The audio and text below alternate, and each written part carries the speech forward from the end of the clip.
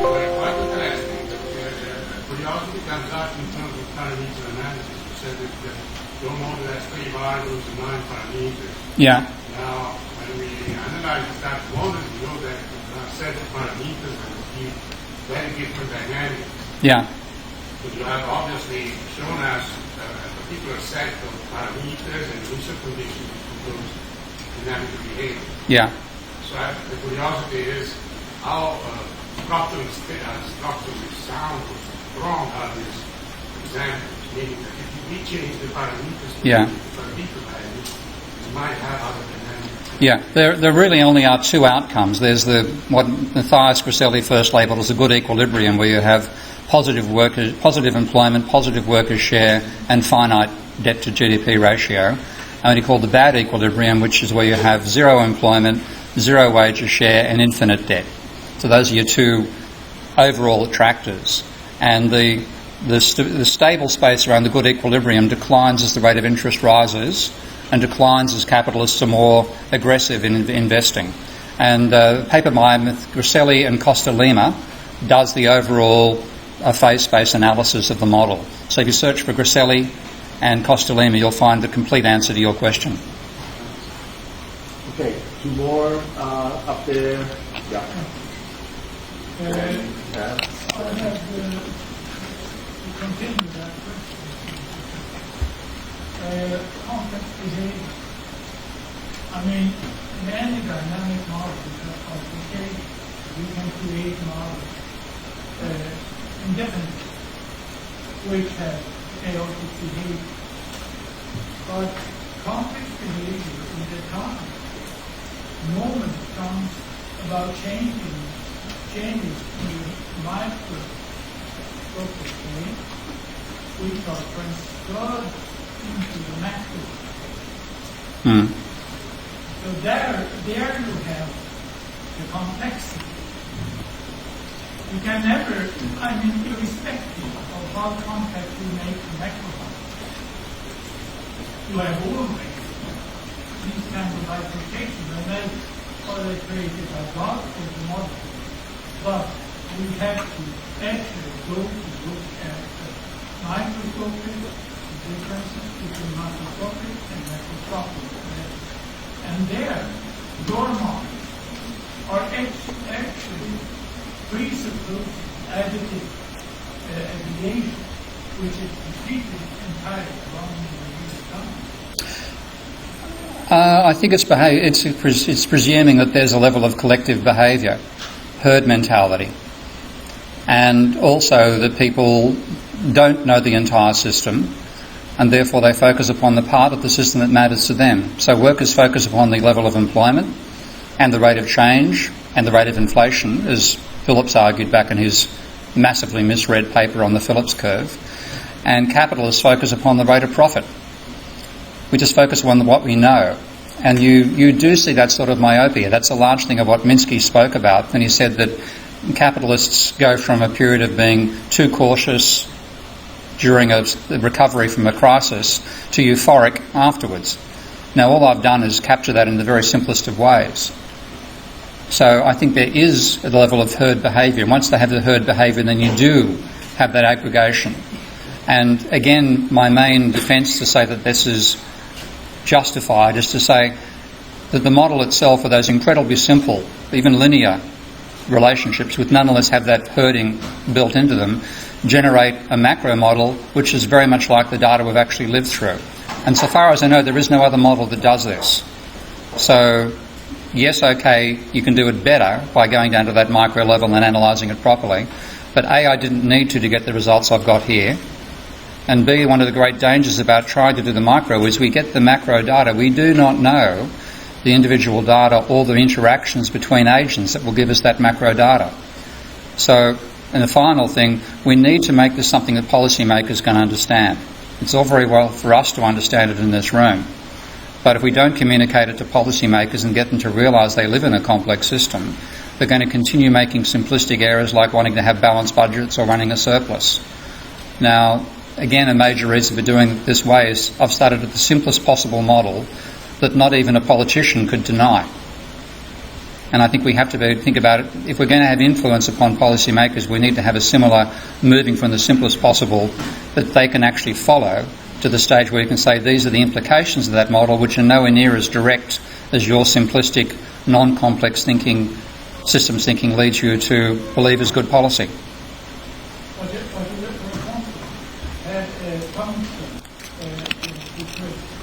You said that employment is a function of market. Today we have a real difficult problem with labor movement. And that labor movement creates financial effects and creates effects upon profit, which may convert a model very easily. I think when I bring that into my model, it amplifies the results I get. For example, I've left out Ponzi lending in the model I've shown you. When I include Ponzi lending, I get a faster rate of crisis. So I think I've said, let's just imagine we have, that's why I said it's like an Austrian economist's wet dream. This is the sort of stuff that complete believers in the free market think is going to lead to nirvana. I want to show it leads to hell instead. And if you add in the extra elements of reality like variable capacity utilisation or multiple sectors or exports and imports and financial flows, you'll only amplify the effects I've shown in this model. Okay, we will hear that. Yes. I'm not in a position mathematically to question the models, but what I want to discuss is maybe the genesis of what I would call the financialized paradigm after the, let's say, mid-70s. Yeah. And at that time we were talking about not the Phillips. I went to an economics school, of course, talked about the Phillips curve, but also from industrial reserve army, the Marxian curve.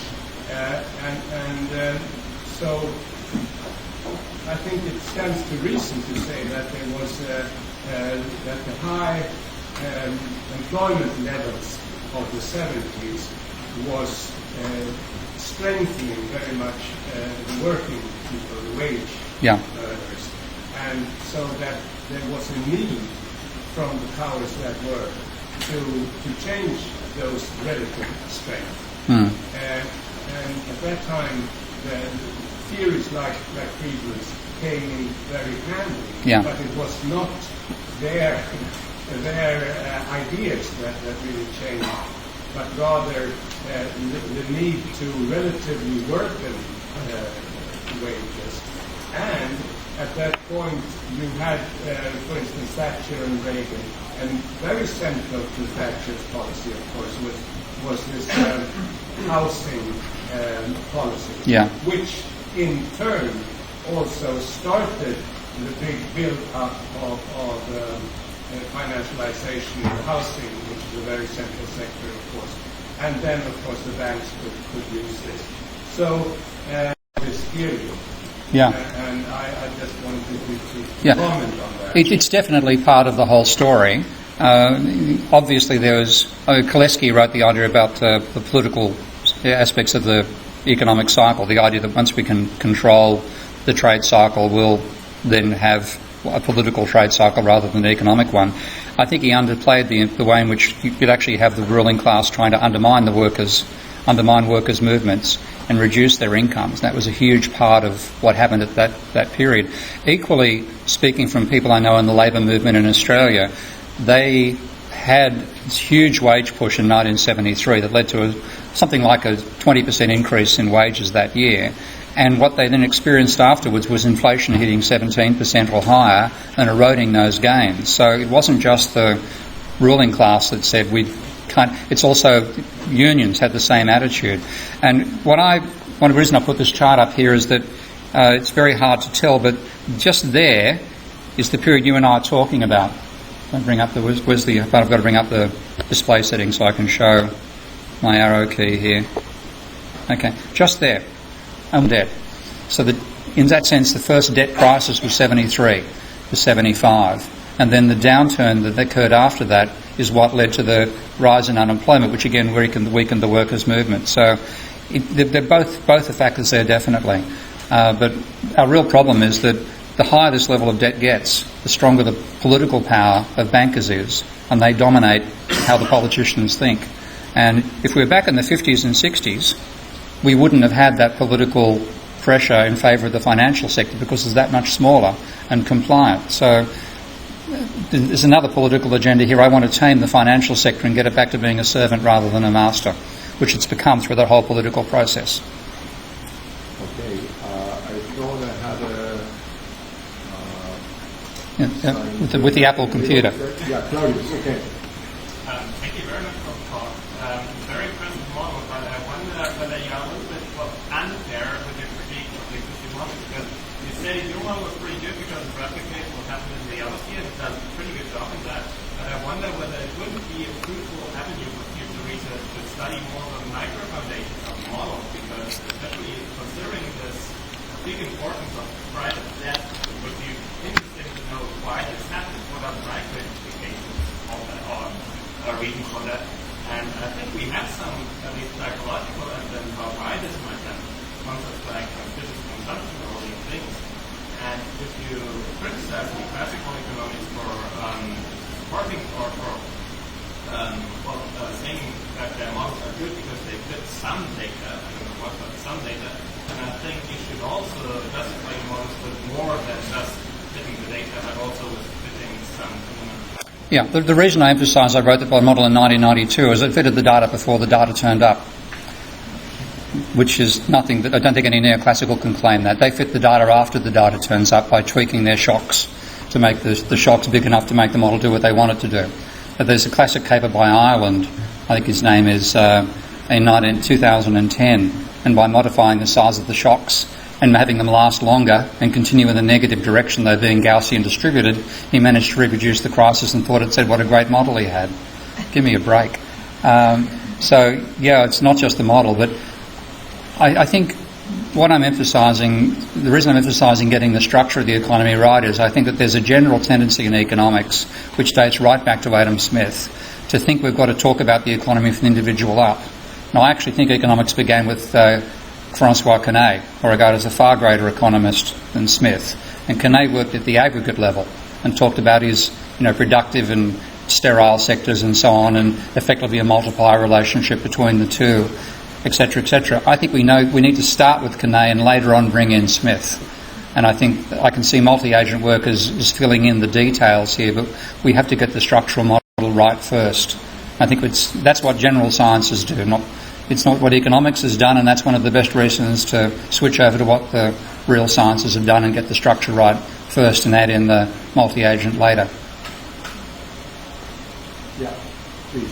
Go back. You better shout from there. Well, okay. The finance is missing your financial value in the market. But when you bring in the finance, and that's the least in framework as well, it comes with formal banks. Now, you look at the correlation between debt increase and the asset price, but you only look at the spot market. Now, obviously, we have a much, we call it bigger finance in the form of pension funds, mutual funds. Yeah. And I'm sure you will find a high correlation between increasing pension funds, especially in those countries that we looked at, US, UK. Obviously, this is a big task. I'm not saying that the finance sort of quote-centric view of inequality is wrong. I'm just saying that it is much more complex than just bank-centric.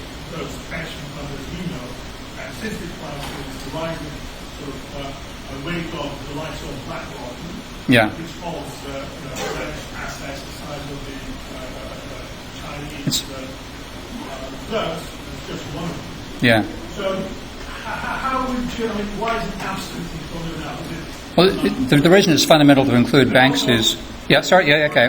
Because that will have implications for your policy proposal, because any correction in asset prices, stock markets, will have a big impact on pension fund valuations and the pensions. So well, I'll take this. The first point is that bank lending, and banks can have a broader definition than I've given them here, But bank lending is the fundamental way you create money and create additional demand. An extension and trade credit will do the same thing, but it's more constrained. So, generally speaking, it's the banking system that's creating the additional money and the additional demand in the economy. And that's why it's important to include that as a very... If you don't get that right, you might as well forget the other stuff. Okay? Secondly, those funds you're talking about, I've actually had a meeting with one of the people who owns one of those firms, and he told me that his leverage ratio was 5-to-1. So, in other words, a large part of the return they're getting is because they're taking levered positions in those markets as well, where that money, of course, is largely borrowed from banks. So even though the pension fund and the BlackRocks and so on add additional demand, their source of demand, the leverage they've got, comes from borrowing from banks. And finally, with pension funds, yes, people would suffer a large loss in the value of their pension funds. But the returns they're getting on their pension funds are trivial now because interest rates are at zero. If you had the type of change I'm talking about, asset prices would definitely fall. But anybody who was a saver would get a cash injection to compensate for that. And secondly, pension funds could go back to providing positive rates of interest again, which at the moment they can't do. So it's not easy. I'm not saying anything that I'm suggesting is easy. But unless we do it, I think we're going to be stuck in Japanese stagnation for the next quarter century. And we haven't got Japanese social cohesion to make that possible without conflict. Okay, we have time for... Yeah, okay, at least one more question. Please. Okay, when you introduce inflation in your model, you say that inflation in this case can affect the wage pay. Yeah. So, because this can happen by definition only if there is a change in the markup. The change in what? The markup. The markup of profits. The markup, yeah. Can you explain, according to you, why the change in the inflation rate influence the markup? Oh, in fact, I've got a constant markup in that model. The markup can be varied, but my markup equation simply has 1 over 1 minus S, where S is the capitalist share of output, or the desired capitalist share of output. So I haven't made it variable. It's not what's causing the changes in inflation, lagged responses of the price level to changes in wages share of output. So if you added in the changing the markup, you get a more complicated dynamic again. So it isn't the markup changing that's causing inflation, in other words. It's changes in income distribution causing that. It'd be an interesting exercise to make S a variable. But again, it's a question of deciding what the markup is at the aggregate level reaches the problem we were discussing earlier about the micro foundations. How do you work out what the aggregate markup is going to be? Will it rise or fall during a boom? I don't know. So I just made it a constant markup in that model. Okay. Yeah. I belong to those people in the room who would like to press you more into multi-agent based models and would ask you to do that version of your model as well. But we don't have the time to discuss that. I have one final question, and I want to have a final remark from you on that. Yeah. Last night we were together at dinner, and Steve showed us a little movie from the day before in London. So quantitative easing for people was one of your policy headlines here. Hit the newspapers in Germany yesterday morning. Corbyn was cited to have that as a proposal. Yep. So let us know, where does it come from? Did you cite Corbyn or did just give me 2 minutes impression of what happened in London yesterday. Because also it was an event with Yanis Varoufakis, who was invited to here, said for some weeks, yes, he would probably come, but in the end, when the election date was set for next Sunday, of course he couldn't come. So we would have had him here on Saturday at the final panel. Look, we don't have him here. You tell us something about that event. Okay. Well, if I want to sort of go right back and say where did the idea first come from, I'll probably claim precedence because I was talking about it since 2010, but I was calling it a modern debt jubilee. But it's become part of the discussion in England, probably independent of me. And the first person to start talking about there was a ex-journalist who now was on the board of the Institute for New Economic Thinking, and Anatol Koletsky. And in a way, it's melding Milton Friedman's helicopter money, which Milton Friedman wrote as a critique of a monetary economy, but people have interpreted it as a way you can drop money on the economy and make it improve. So Milton Friedman plays a role in this as well. And as Michael Hudson said, the helicopter they've actually used dropped its money on Wall Street rather than Main Street. They just drop it on Main Street instead. So Koletsky was probably the first person to mention it. Then you had John Moyerboller, I think, is a very, very, very charming, very nice orthodox econometrician, I think based at Oxford. John started talking about it as well. Richard Murphy, who runs a tax blog, was also emphasising it. Myself and Anne Pettifor and a few others were all saying it. So this is something about the English, the capacity the English have to debate unpopular positions. I've got to say I've got a lot of time for England's culture that it allows that. When we look back historically, the Germans kicked Marx out, the French kicked Marx out, and the English let him die of old age. So England has got more of a tradition of allowing debate to occur. So it's a complex story, in other words, but eventually Corbyn, I think, was most directly influenced by Richard Murphy. And now it looks like Richard is likely to turn up as an advisor, and of course I know Richard. So the odds are there'll be an interesting team behind Corbyn. Okay. Thank you again. Thank you.